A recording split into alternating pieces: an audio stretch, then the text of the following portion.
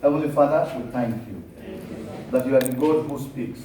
In all that is happening in our world, you still have a word for us. Amen. We thank you that you love us so much. Amen. Thank you, thank you, thank you. Speak to us today and help us that the words that you speak will join with faith in our spirit. Amen. Thank you, Lord. In Jesus' name. Amen. Amen. We've been looking at the life of Abraham. Remember? For the past maybe 4 or 5 weeks, we've been looking at the life of Abraham. At this point, it's still Abraham. And we've seen, I have learned a lot. Even now, looking at it and even preaching it, I'm learning a lot, from the life of Abraham. And today we want to continue, because last week we talked about the fact that Abraham, unfortunately, did not wait for his Isaac. He rushed for Ishmael. And we saw the result. That for 13 good years, God no longer spoke to Abraham. For 13 years. That is very sad, because Abraham was brought from his kindred onto the promised land. So there was nobody he could talk to or relate to except God. And for 13 years, that's quite a long time. Anyway, God in his mercy came back to him and talked with him and told him, I am thy reward. He says, I am the Almighty God, walk before me and be thou perfect. So today we want to continue that situation of Abraham. We want to see what happened after that and what can we learn from it. So, we want to ask Sister Eva to come and read, the First Lady, to come and read for us Genesis chapter 17 from verse 1 to 22. Thank you, First Lady.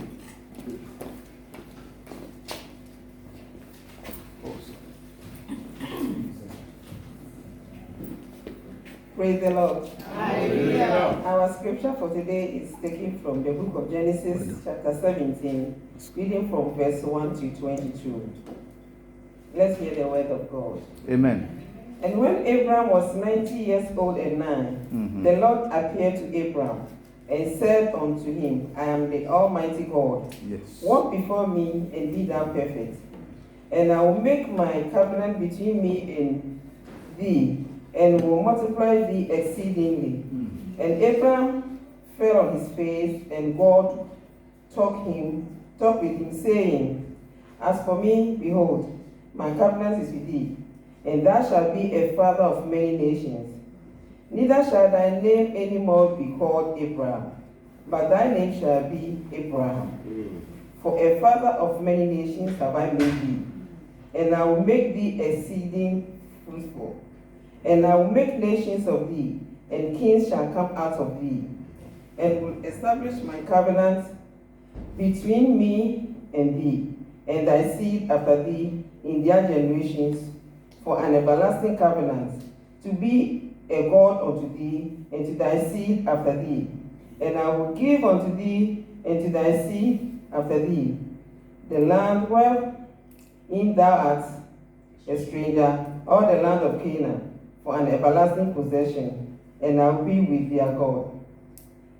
And God said unto Abraham, Thou shalt keep my covenant, therefore, thou and thy seed after thee in the generations.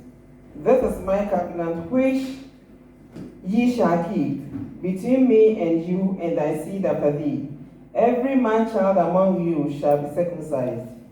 And ye shall circumcise the flesh of your foreskin, and it shall be a token of the covenant between me and you. And he that is 8 days old shall be circumcised among you. Every man child in your generations, he that is born in the house, or bought with money, of any stranger, which is not of thy seed, he that is born in thy house, and he that is bought with thy money, must need be circumcised. And my covenant shall be in your flesh for an everlasting covenant. And the uncircumcised man child, whose flesh of his foreskin is not circumcised, that soul shall be cut off from his people. He has broken my covenant. And God said unto Abraham, as for Sarai, thy wife, thou shalt not call her name Sarai, but Sarah shall her name be, and I will bless her and give thee a son also of her. Yea, I will bless her, and she shall be a mother of nations. Amen. Kings of people shall be of her. Amen. Then Abraham fell upon his face and laughed, and said in his heart, shall a child be born unto him that is 100 years old? And shall Sarai, that is 99 years old, bear? And Abraham said unto God, O that Ishmael might live before thee. And God said, Sarah thy wife shall bear thee a son, indeed, and thou shalt call his name Isaac. And I will establish my covenant with him for an everlasting covenant, and will seed after him. And as for Ishmael, I have heard thee. Behold, I have blessed him, and will make him fruitful, and will multiply him exceedingly. 12 princes shall he beget, and will make him a great nation. Amen. But my covenant will I establish with Isaac, which Sarah shall bear unto thee at the set time in the next year. Amen. And he left off talking with him, and God went up from Abraham. Amen. Amen. Praise the Lord. Hallelujah. Amen. Praise the Lord. Hallelujah. It's just good to hear the word of God and to see how God relates to us as mankind. Abraham is like an example of how God wants to relate to us, especially many thousand years before Jesus Christ was born. So, we see that in verse 1, when Abraham was 99 years old, God came back to Abraham. Abraham had done his own thing with Ishmael and so on and so forth. But the Bible says our God is a God who is long-suffering, who is merciful, who is gracious. When Adam sinned in the Garden of Eden, God did not neglect him and say, just go away completely. The Bible says God came back to look for him, as in the former time. It was Adam that was running away. Amen? Amen. And one thing touched my heart when I was reading that passage of Genesis chapter 3, where God came to Adam, and because God didn't want Adam to be perpetually completely gone into banishment, God told him to go out of the Garden of Eden. But you know that when Adam went out of the garden, God followed him out of the garden. Hello? God followed him out and continued to work things and make things so that later on Adam can come back into the garden through Jesus Christ. Amen. God does not forsake us. The main lesson today is maybe you have missed it somewhere. Maybe you have missed it like Adam missed it. Like Abraham missed it, like Adam missed it. God still wants you back. All he says is that if we say we have not sinned, what happened? We deceive ourselves, and the truth is not in us. And he says, but if we do what? Confess our sins, he is faithful. He will forgive us our sins and cleanse us. Amen. What the devil doesn't want is, he doesn't want you to go back. If you he works it out that you made a mistake, okay. He doesn't want you to ever go back to God. And you will find out that when you make a mistake, sometimes the place you really never want to go back to is God. But God wants you to come back to him. Come back to him. I will give you another example. God told Simon Peter, he said, before the cock crows twice today, you will deny me how many times? 3 times. Then Peter said, who? Me. I will never deny you. I'm strong. I'm a strong man. I'm a strong follower. Did it happen? He denied. In fact, he swore. One little girl said, you are part of it. He said, I swear. I never knew him. He swore.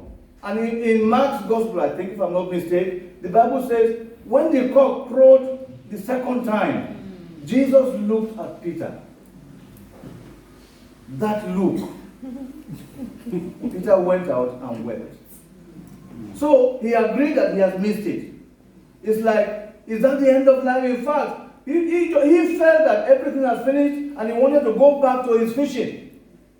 You remember? He wanted to go back to his fishing. But Jesus Christ came to look for him and restored him. Amen. If you are listening to my voice, whether in this congregation or anywhere, anyone listen to this broadcast, if you have missed it, God is looking for you to come back to him. Amen. Come back to him. He has enough mercy to take you back. All he wants is for us to confess our sins. So, and then Jesus asked Peter 3 times, because Peter denied Jesus 3 times. Said, do you love me? What? Do you love me? The 3rd time, until it occurred to Peter why God was asking him that. So really, brethren, in Abraham here we see something that God is giving us an example that will happen to Peter several years later on. And to every one of us, please, if you've missed it, the Bible says we sin from time to time.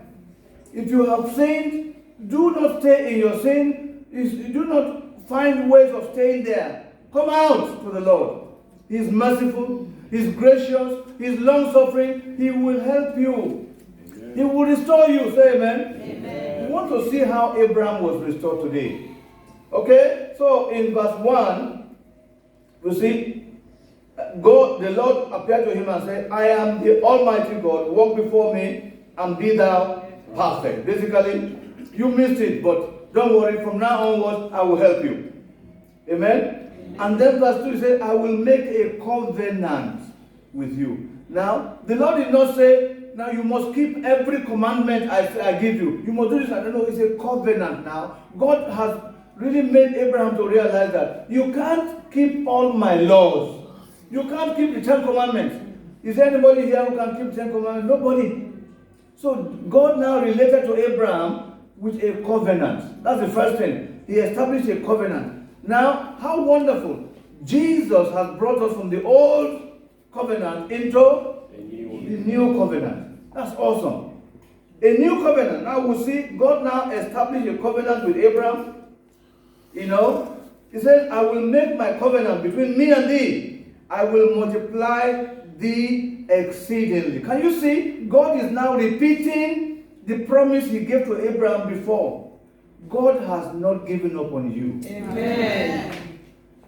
I want that to sink in our heart. God has not changed his mind about you. Amen. Because you sinned, yes, you sinned, you missed it.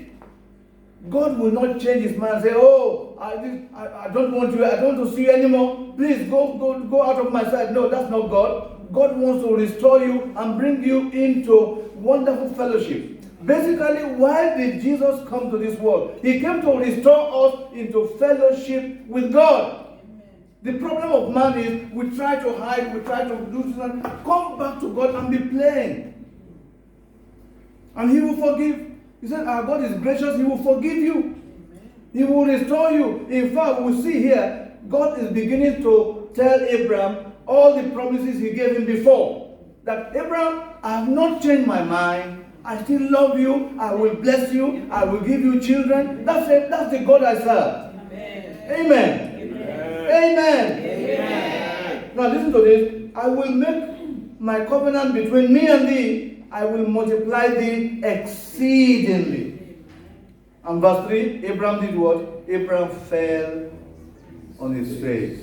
What do you think Abraham was saying? What was going on in Abraham's mind that time when he fell on his face? He must be saying, Lord, I thank you. I am really sorry for that mistake. I thank you. He fell on his face. And God talked with him, saying, as for me, my covenant is with thee. Thou shalt be what? A father of many nations. Let's read together verse 4. Let's go. As for me, behold, my covenant is with thee, and thou shalt be A father of many nations. Neither shall thy name be anymore, of Abraham, but thy name shall be Abraham. eh? Abraham. Abraham what? Abraham what? Abraham. I'm not talking of Ham. I'm talking of Abraham. Before you can say Ham, you must breathe out. This is the wonderful thing about God. God took Abraham to another chapter of his life. I want God to take me to another chapter. Amen. I don't want to stay where I have been, where I've always been. I want to move to a higher chapter. Say amen. Amen. God now brought Abraham to a new chapter. Amen. What is that new chapter? God breathed himself into Abraham. God put something of himself. So now, God has brought Abraham to the point to say, well, Abraham, I know that in your own self, you can't make it. You need me inside of you to carry the weight that of the blessing I want to give to you. So God changed his name and made him Abraham. The breath of God. The breath of God went into Abraham. Hallelujah. I just rejoice because this is a forerunner of what Jesus came to tell us. That we cannot do it in ourselves. But the Holy Ghost will do what? Will come into our lives and stay with us forever. What is the Holy Ghost? The Holy Ghost is the breath of who? God. The breath of the Almighty. The Holy Ghost is the breath of the Almighty. You know, and the breath of the Almighty will come into our life. Just like here, God breathed himself into Abraham. Abraham became Abraham. The same thing, when you allow the Holy Ghost to come into your life and you are filled with the Holy Ghost, you are filled with the breath of God. The Bible calls the Holy Spirit the breath of the Almighty. I love that name. He's the breath of the Almighty. And when God breathed into the air, the universe came into being. The Holy Ghost has been involved with the world even before our world began. You know, and when our world was in trouble, Genesis chapter 1, verse 1 and 2, the Bible says, in the beginning, God did what? He created the heavens and the earth was become, the earth became null and void. Darkness was upon the face of the deep. You know, there was chaos, there was barrenness, there was darkness, there was all kinds of things. Who came into this situation? The Holy Ghost. The Bible says the Holy Ghost began to brood over the face of the waters. The Holy Ghost was there when our world was in trouble. And very soon, so after 6 days, order came out of disorder. Light came out of darkness. Amen. Hallelujah. Amen. The same thing, when Jesus was going to come into this world to save us, who was there? The Holy Ghost. The Holy Ghost was there. Except told Mary, the Holy Ghost shall do what? Come upon you. The power of the Most High shall overshadow you. The Holy Ghost is supposed to be our friend. He's the only one who can energize, enable, strengthen us to fulfill our destiny. Every one of us will have a destiny. Everyone, God created you for some reason. You are not just here by accident. There's something that God wants you to achieve. I pray that you achieve that thing in Jesus' name. To achieve that thing, you need the Holy Ghost. Take the example of the Lord Jesus Christ. The Lord Jesus Christ said, I cannot do anything of myself. The Lord Jesus Christ is a wonderful example of being totally submissive to the Holy Ghost. Amen. He told the people, when they say, oh, he's doing miracles by Beelzebub. He said, if I heal the sick by the power of the Holy Ghost, then the kingdom of God has come. So everything Jesus did is a wonderful example and reminder of what happened to Abraham. Because anytime Abraham calls his own name, he will remember that, I used to be Abraham, now I am Abraham. I am empowered by the power of God. Amen? So Jesus said anything he did by the power of the Holy Ghost. That was the problem of Peter. Remember, Peter thought, me, I will die. If I have to die with you, I can die with you, this and that. In the energy of the flesh, we can do nothing. We are flat. We are like a blow.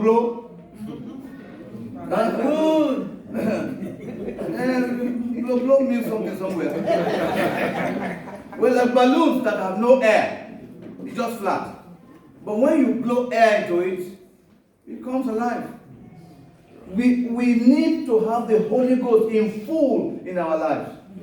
That's what Jesus Christ said. I just love the Lord because he at the end of his life, earthly life, he took time to hand the disciples over to the Holy Spirit. Please, brethren, develop a relationship with the Holy Ghost.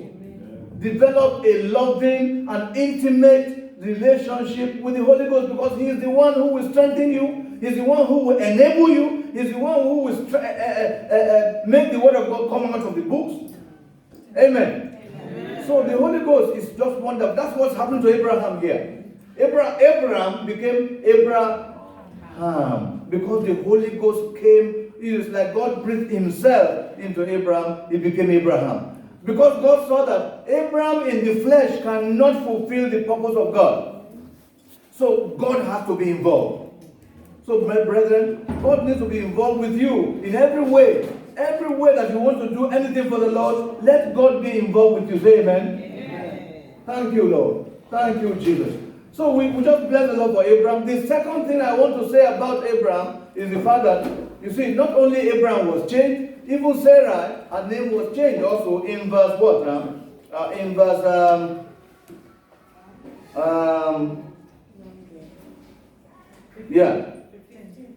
15. And God said unto Abraham, as for Sarai, thy wife, thou shalt not call her name Sarai anymore, but Sarah shall her name be Sarah. There's another breath there. There's another breath there. Are we okay over there? Yeah. There's another breath here. Sarah, the breath of God, also into Sarah, to enable her to bear the child that God wants her to bear for Abraham. Say amen. Her name was changed. The other lesson we want to learn from here is the fact that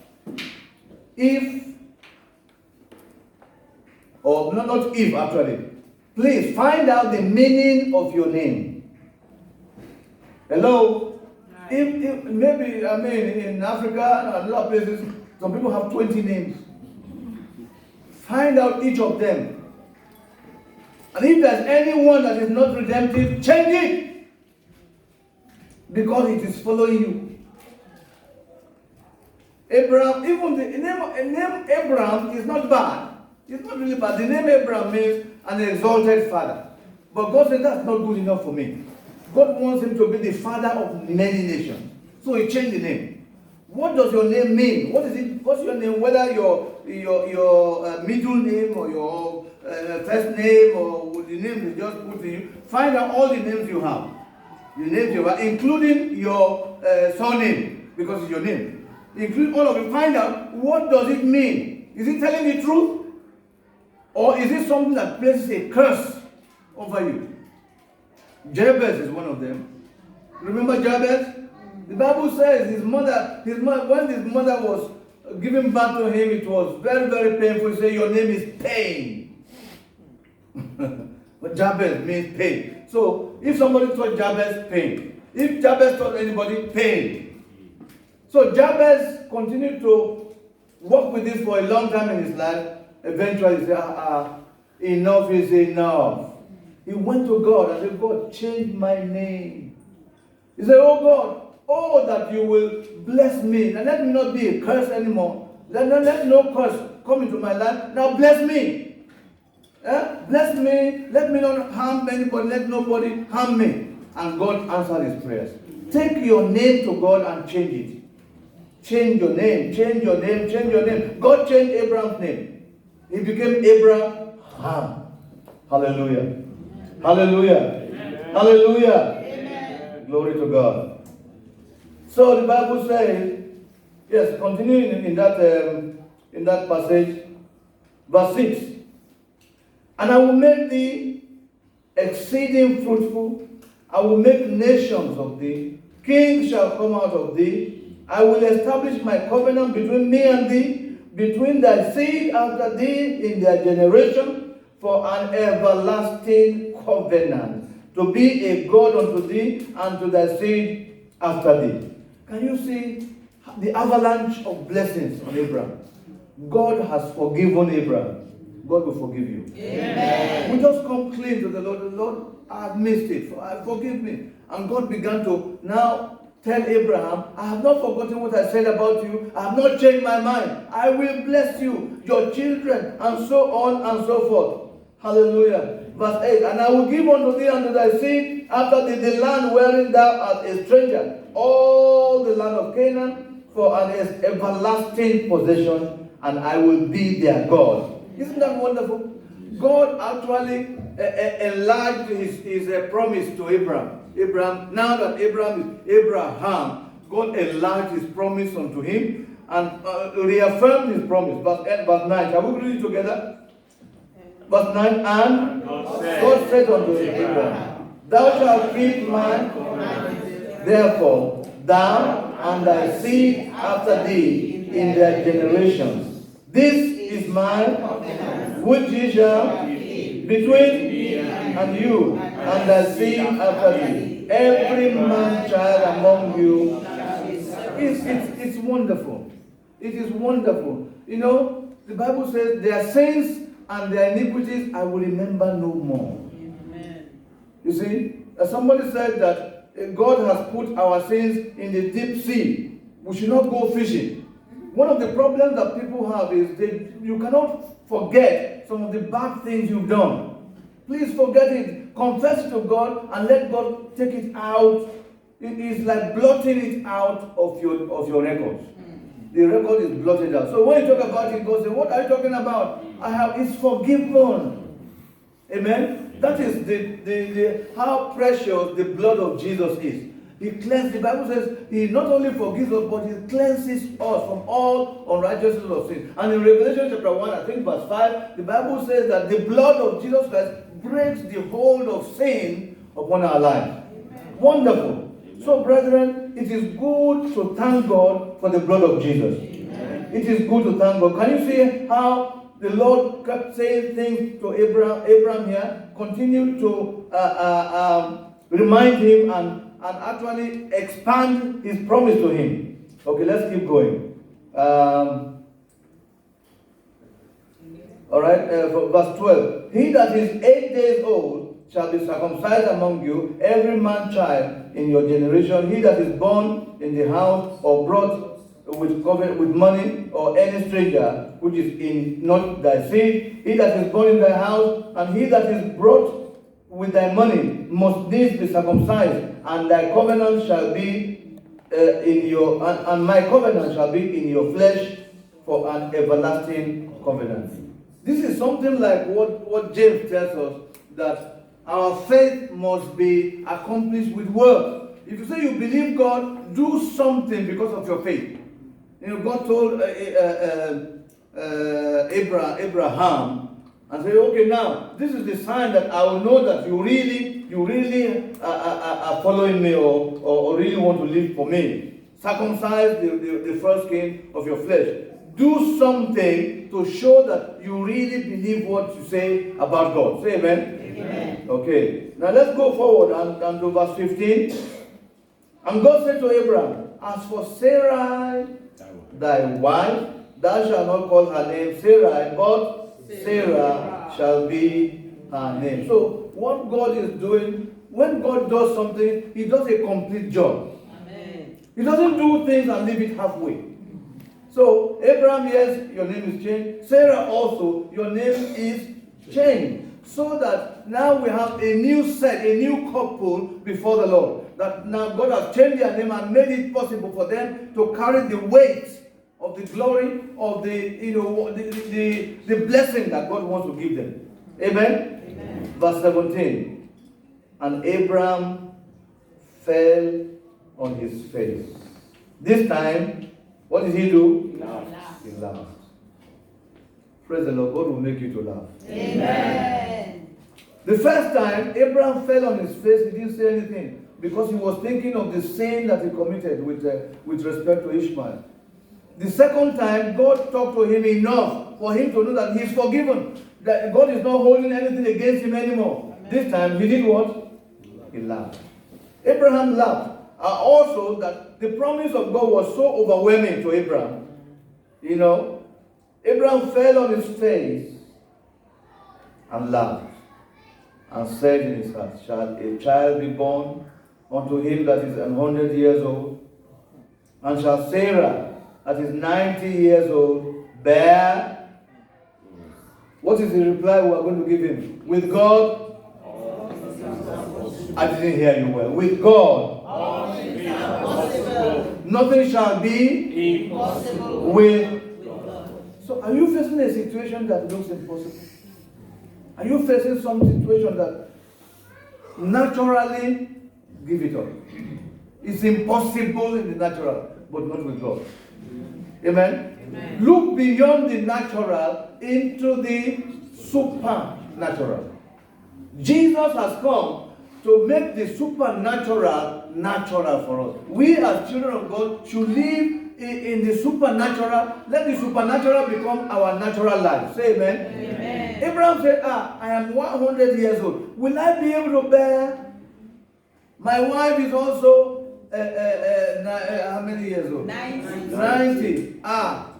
But I want you to open your Bibles to Romans chapter 4. Romans chapter 4 says something that Abraham finally caught it up.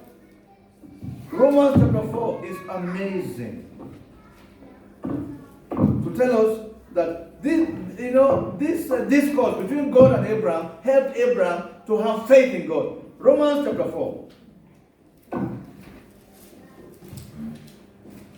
I want you to see what the Bible says about Abraham after. He laughed there and he said, I'm 100 years old. My wife is 90 years old. But praise the Lord, because really faith rose up in Abraham. See what the Bible says about him. Romans chapter 4. Right, in verse 18. Oh, let's start from verse 17. Everybody, let's go. As it is written, I have made thee a father of many nations. Huh? Before him who he believed, even God, who quickened the dead and called those things which are not. as though they were.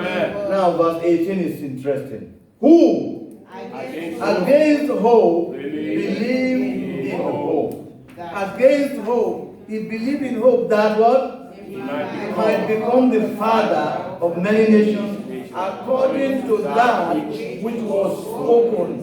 So shall thy seed be. Now verse 19 tells us something interesting. Let's read it again. And being not weak in faith, he considered.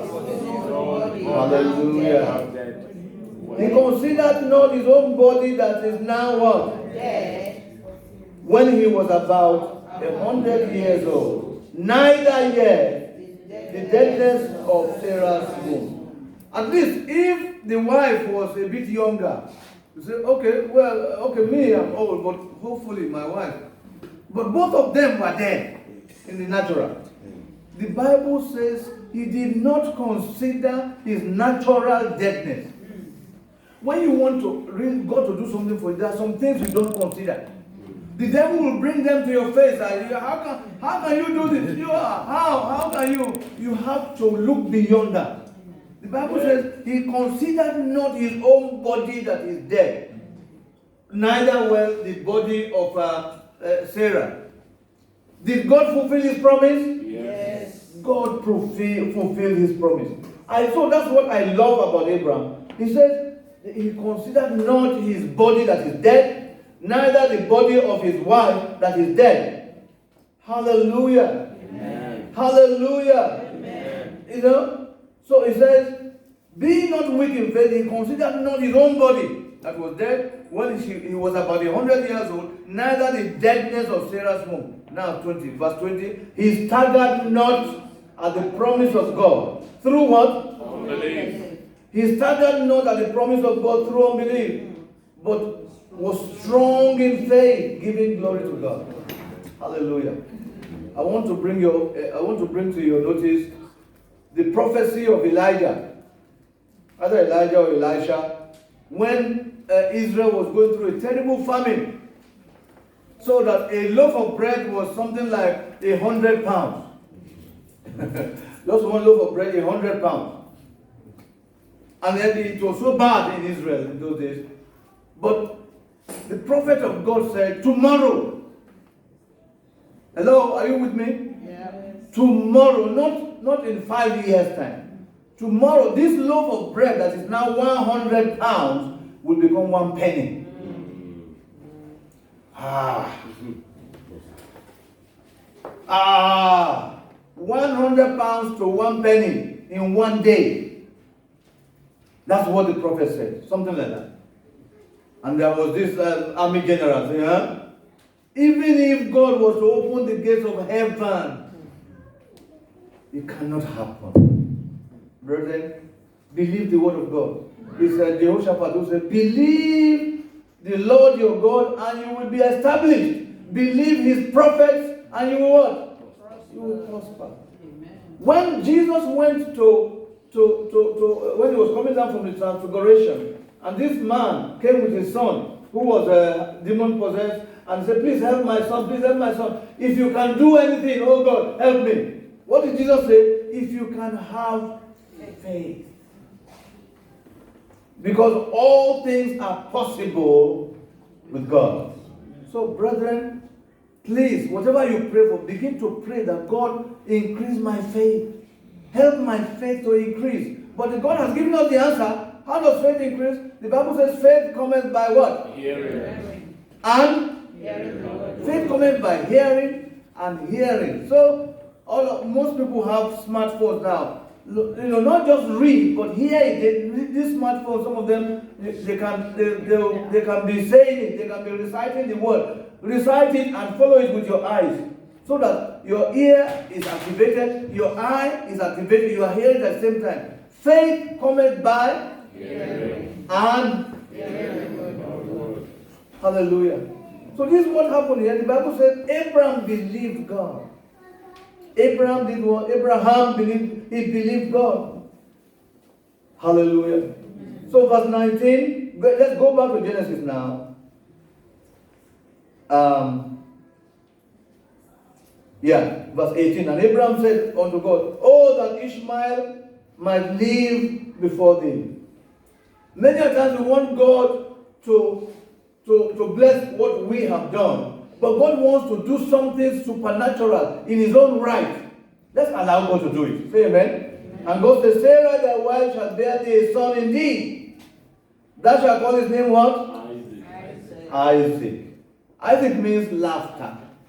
God will make you to laugh. Amen. Those who are laughing at you before, they will begin to laugh with you. Amen. In Jesus' name. Amen. Hallelujah. He says, I will establish my covenant with him for an everlasting covenant, and with his seed after him. Praise the name of the Lord. Hallelujah. Praise the name of the Lord. Amen. Then, verse 20. As for Ishmael, I have heard thee, behold, I have blessed thee, and I will make him fruitful, and multiply him exceedingly. 12 princes and so on shall he beget, and I will bless him, and make him a great nation also, because of Abraham. Verse 21. But my covenant will I establish with who? Isaac. With Isaac, which Sarah shall bear unto thee at this time next year. Hallelujah. Amen. No, Abraham gives me a wonderful example of how God wants to relate with his people. Can you see how much conversation now is going on between Abraham and God? Abraham and God, there's a rapport between them. Spend time to have a rapport with God. Amen? And then verse 21, but my covenant will I establish with Isaac, which Sarah shall bear unto thee this time next year. Everybody say this time next year. This time next year. Everybody say this time next year. This time next year. We shall talk about that next week. The last verse there we want to look at is verse 22. And he left up talking with him.